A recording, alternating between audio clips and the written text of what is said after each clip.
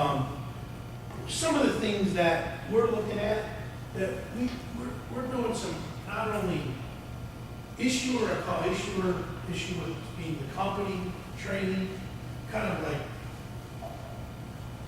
this conversation we're having today, only a lot better. It's on steroids. It's done by some world-class attorneys about keeping yourself compliant. Also, we're talking to investors, and the investors will have the ability to come in and they will take a test, they will take a survey, they will get their angel wings, if you will, and they will then be able to have some level of, shall we say, authorization to look at these deals, and you have the confidence level of knowing that they understand the risk associated with investing in an early stage company. And should something go wrong, because sometimes in the very best companies, things go wrong and investors lose their money. You want to make sure that they understood the risk before they put their money in. Helps you tremendously. You control the online presentation options. Make sure. This is the difference about the Sprowtt platform. I'm not here today to support the Sprowtt platform. I'm here today to talk about options. If you go into an environment like Kickstarter, Indiegogo, they control what the look and feel is. They, in a sense, control everything. One of the things why I wrote the Sprowtt platform was because I wanted to give companies the control of what you want the investor to see. Not every investor wants to see the same thing. Not every company wants the investors to see the same thing. There are certain things that you may want to protect for trade secret reasons.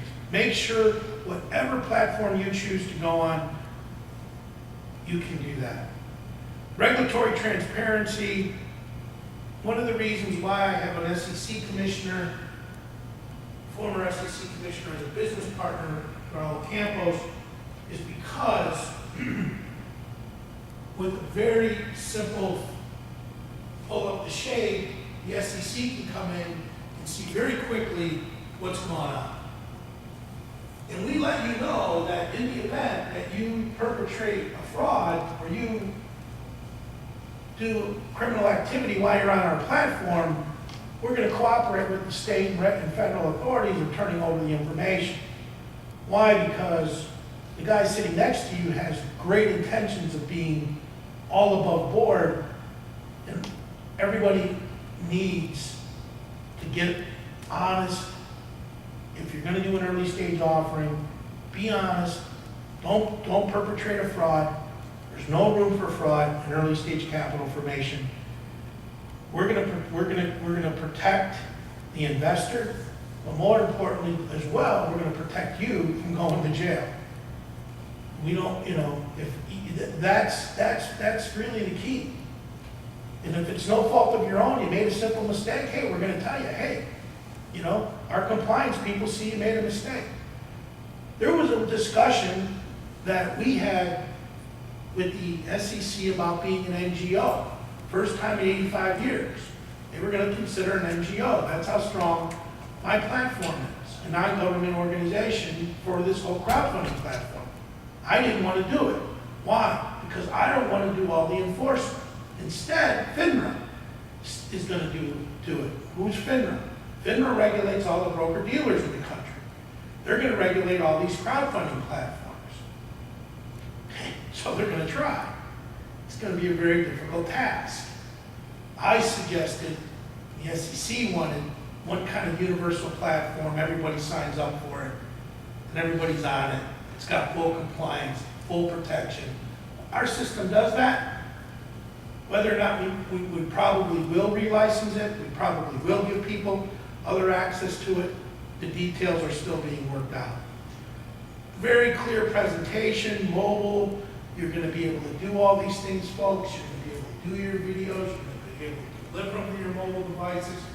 So for the first time, I'm going to try to just give you an idea here of where this whole thing's going, is imagine, your pitch to your investor is going right to their mobile device. Legal. You're hitting them on their phones, you're hitting them on the computers, you're hitting them on TV, you're hitting them on radio. You're gonna see when this really starts gearing up and all these platforms are in full swing, you're gonna see, it's gonna be like, I predict it'll be like 10 times worse than all the personal injury lawyer apps. Nothing against any lawyers in the room, but you're gonna get more you're gonna see more investment offers than you can ever imagine. They're gonna be coming from everywhere. Mobile, radio, print, television. And at the same time, I was talking to a guy from the American Bar Association, and he said to me, Mark, you know, this crowdfunding thing, I was talking to a group of plaintiff attorneys, and they're talking about creating an ad that says, if you've been a victim of crowdfunding and lost your money, call 1-800-CROWDFUNDING laws. You see, that's how much they think that this thing's gonna go south real quick.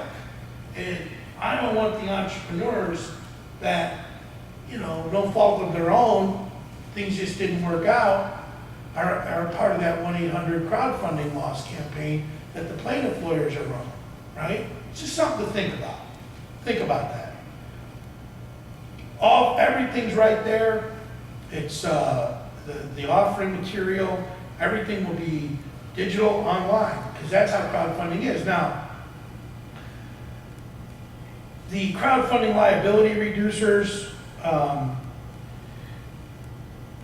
really about saying the right thing and being cautious what you say, and don't, you know, say anything that is, even in the Reg A, even in